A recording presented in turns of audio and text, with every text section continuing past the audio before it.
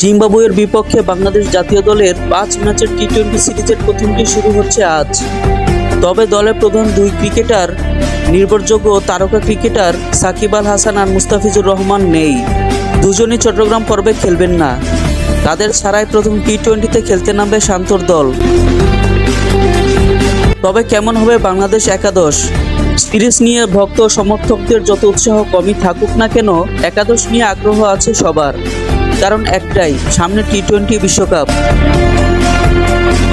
যেহেতু মুস্তাফিজ নেই, তাই তাসকিন আহমেদ, শরীফুল ইসলাম আর সাইফুদ্দিনকে নিয়ে পেস বোলিং ডিপার্টমেন্ট সাজাতে পারে বাংলাদেশ। এর বাইরে স্পিনার কোটায় লেগ স্পিনার রিশাদ ও অফ স্পিনার শেখ মেহেদী থাকতে পারেন। এই ৫ বোলারের সঙ্গে ব্যাটার হিসেবে থাকতে পারেন লিটন দাস, বাঁহাতি তানজিদ তামিম, অধিনায়ক নাজমুল হোসেন শান্ত, তাওহিদ হৃদয়, মাহমুদুল্লাহ রিয়াদ ও জাকির আলী অনিক।